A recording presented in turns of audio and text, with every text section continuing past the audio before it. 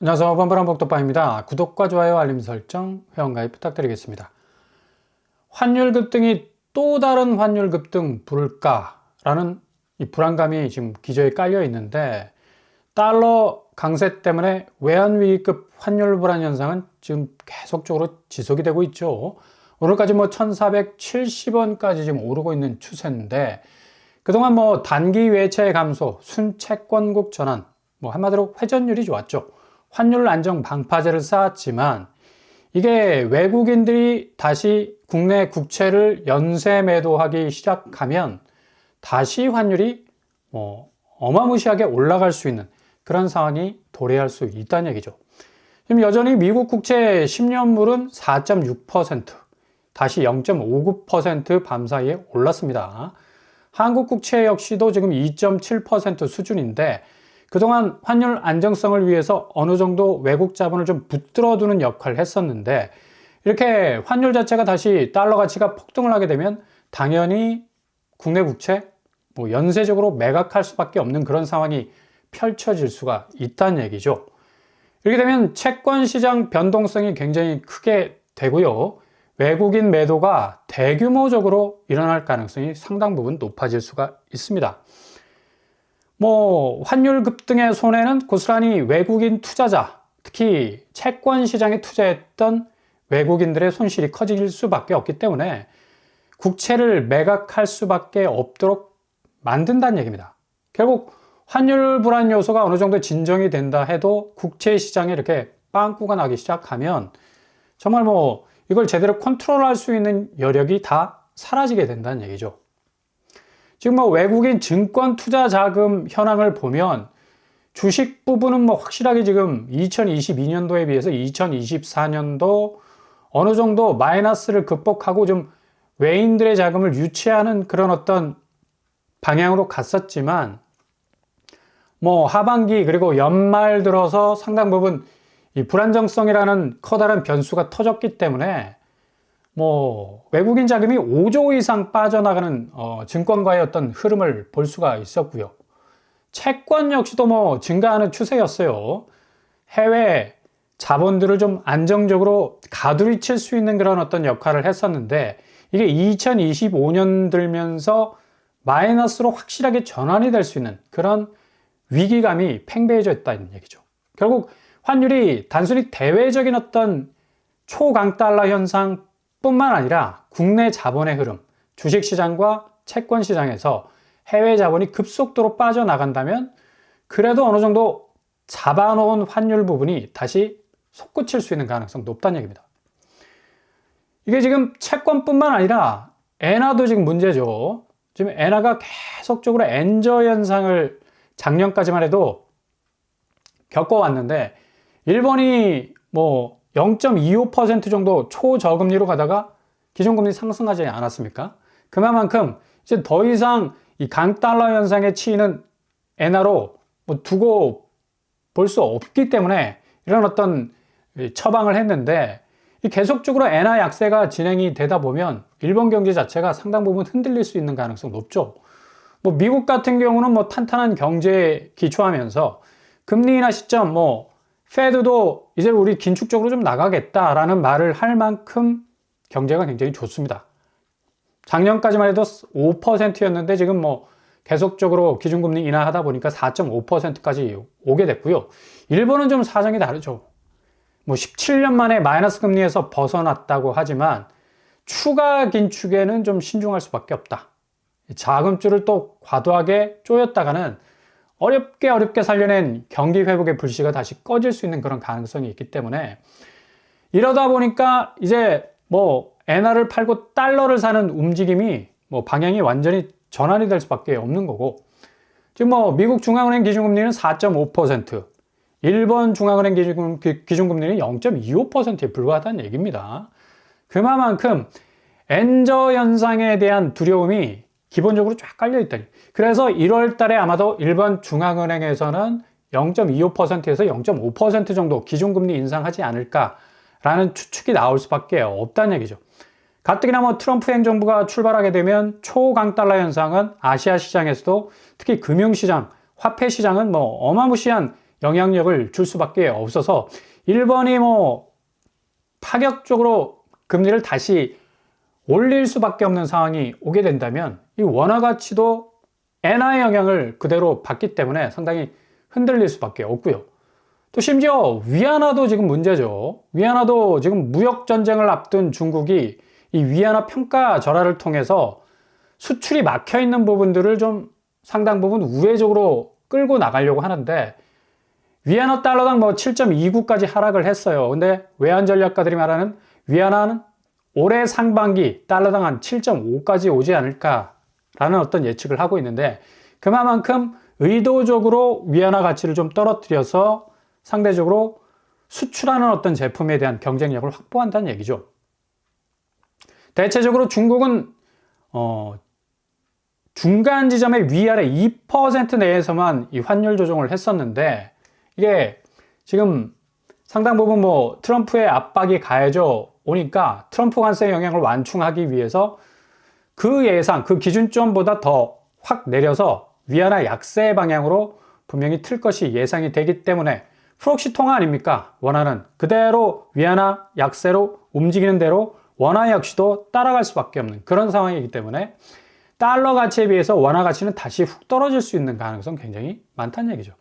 그래서 지난 주말 1460원 정도에 마감이 됐는데 다시 살짝 72원까지 오르게 됐고요. 엔화 역시 마찬가지고 유로화 역시 마찬가지고 중국 위안화도 지금 그런 상황이라는 걸 볼 수 있고 영국 파운드화도 좀 마찬가지입니다. 이런 상황에 처해지다 보니까 뭐 원화에 대한 어떤 매력 당연히 떨어질 수밖에 없죠. 경제 부문별 자금 운용 및 조달 차익을 보면 국외 부분이 마이너스에서 지금 벗어나질 못하고 있습니다. 그만큼 빠져나가는 해외 자본 규모가 점점 커질 수밖에 없다라는 얘기. 2분기만 해도 마이너스 13.0인데 이게 3분기, 4분기 되면서 더욱더 그 파이가 확대되고 있다는 얘기죠.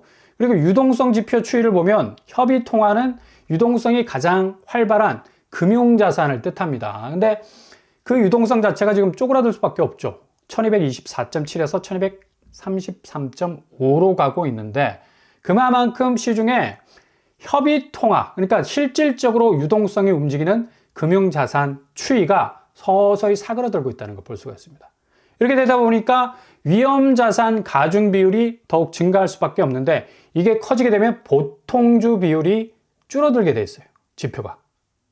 그만큼 자산 매입하기에 상당 부분 좀 꺼려지는 뭐 외인 투자자들 뿐만 아니라 국내 투자자들 역시도 꺼려질 수밖에 없다는 얘기죠.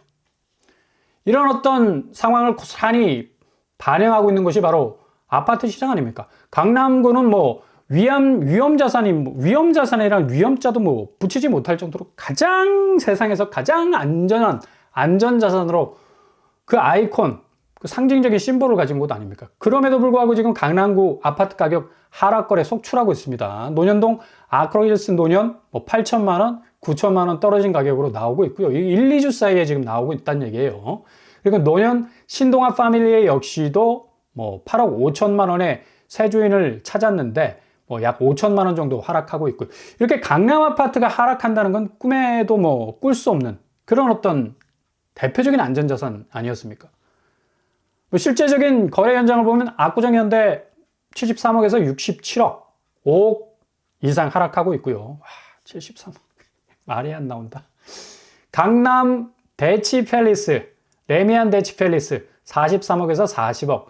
거의 한 4억 가까이 지금 떨어지고 있죠. 레미안 원밸리 역시도 69억에서 64억. 거의 6억 가까이 지금 하락하고 있습니다. 가장 안전한 자산으로 치부되던 곳들이 이제 하락 비중을 늘리고 있다는 얘기. 그만큼 이제 아파트 시장도 안전자산이라는 그 명패를 떼고 있다는 얘기입니다. 송파구 역시 송파 호반베르디움 18억에서 13억, 5억 이상 하락하고 있네요. 용산구 동부 센트럴빌 25억에서 19억, 6억 이상 하락하고 있습니다. 이렇게 강남 상구 아파트들이 정말 뭐 절대적인 안전자산의 어떤 기준이 될 만큼의 확고한 지위를 갖고 있었는데 이게 지금 흔들리고 있다는 얘기입니다. 그만큼 환율 강세에 의해서 달러의 어떤 득살에 밀린 이 원화 가치 하락이 전체적으로 한국 자산 가치 시장을 좀 들썩이게 만드는 것이 아니라 오히려 침체 국면의 일로에 빠지게 하는 이 늪과 같은 분위기를 조성하고 있다는 얘기인데, 동작구의 대표적인 아크롤 리버하임 여기도 27억에서 22억, 거의 5억 가까이 지금 하락하고 있지 않습니까? 경기도 역시도 마찬가지예요. 대장단지고 가장 가치가 뛰어난 레미안 슈루라고 18억에서 16억, 여기도 2억 가까이 지금 하락하고 있는 추세. 성남시 분당구, 판교, 퍼스트파크 역시도 22억에서 17억, 5억 가까이 지금 하락하고 있죠. 광교 역시도 17억에서 12억, 4억 5천 가량 하락하고 있습니다. 이 경기권에서도 그래도 상당 부분 강남권 같은 아파트의 어떤 가치를 가진 곳들인데도 안전자산이라는 어떤 인식보다는 좀 위험자산에 가깝지 않느냐. 그만큼 부동산 시장 자체의 어떤 가격 변동성이 크기 때문에 상당 부분 많은 사람들이 빨리빨리 급매로 쳐서 팔고 나가자, 최대한 황금성을 확보해서 현금 확보하고 뭔가 새로운 대안을 마련하려는 그런 움직임을 고스란히 보이고 있다는 얘기입니다. 그 기저에는 바로 올해 경제성장률 1.8%로 지금 전망하고 있는데, 수출 악화로 반년 만에 0.4% 지금 내려앉고 있습니다.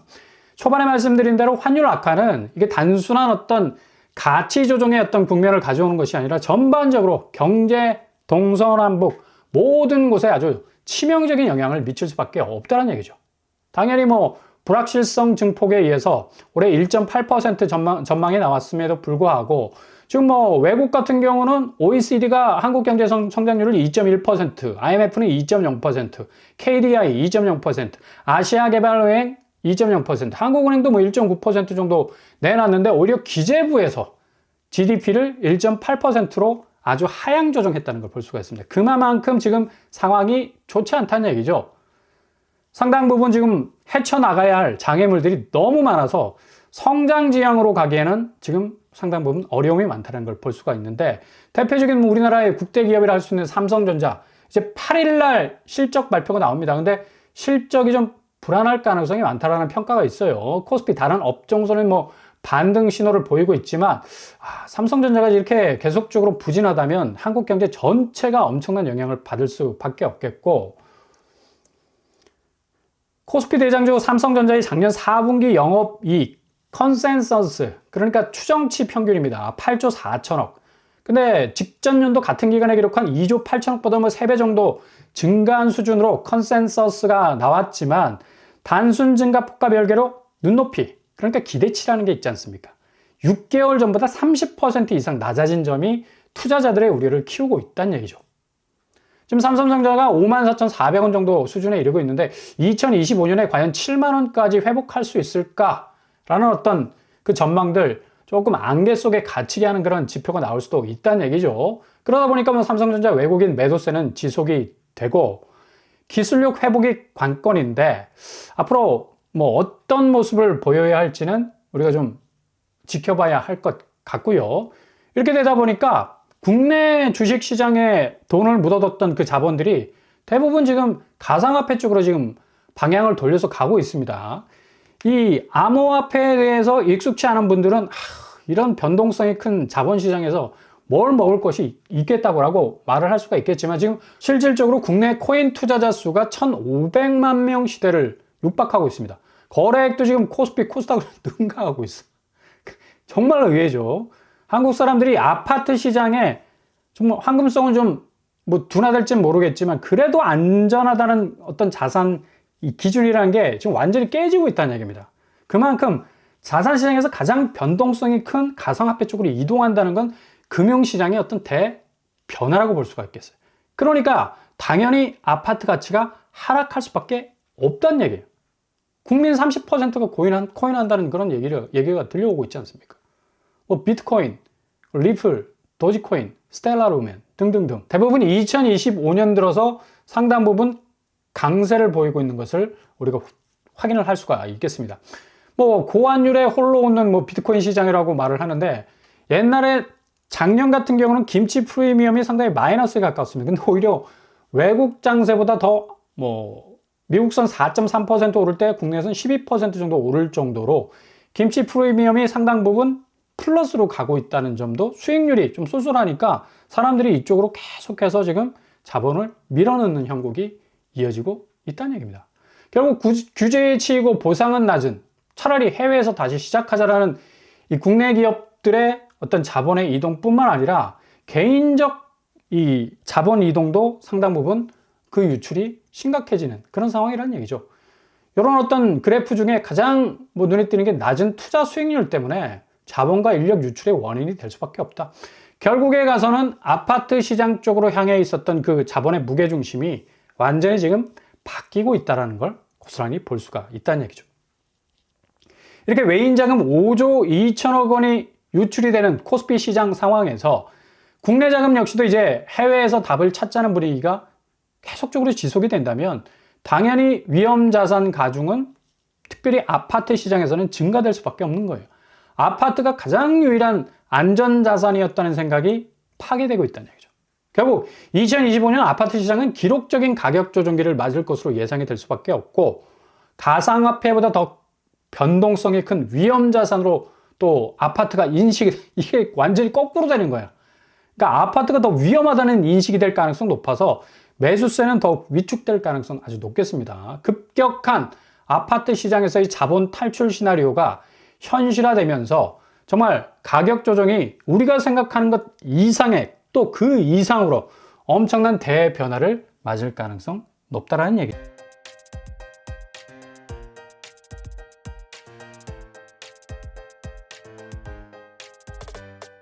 오늘의 부동산 캐릭터처 한국 국채 시장의 이 외국인의 매도 행렬, 이 랠리가 계속적으로 급속도로 이어지게 된다면 지금까지의 이 환율, 이 컨트롤할 수 있는 부분이 상당 부분 위축될 수밖에 없습니다. 환율 부분이 그냥 폭탄처럼 꽝 하고 한 번에 터질 수밖에 없는 그 요인이 대외적인 어떤 초강달러 현상뿐만 아니라 기본적으로 깔려있는 국내 자산 가치가 하락하기 때문에 여기에 돈을 묻어둔 외인 자본들이 빠져나갈 수밖에 없다는 얘기죠. 이게 기업뿐만 아니라 개인까지도 지금 연동이 되면서 가장 안전하다고 믿었던 아파트 가치 시장을 떠나서 다변화된 금융시장 쪽으로 자본이 확실하게 유출될 가능성이 높습니다. 그래서 결국엔 아파트 시장의 가격은 떨어질 수밖에 없다. 그것도 급격하게 떨어질 수밖에 없는 2025년이 될 가능성 아주 높겠습니다. 오늘도 응원합니다. 항상 여러분의 길이 꽃길만 되실 수 있기를 바랍니다. 오빠한번 한복도 바라며 치겠습니다. 구독과 좋아요 부탁드립니다. 감사합니다.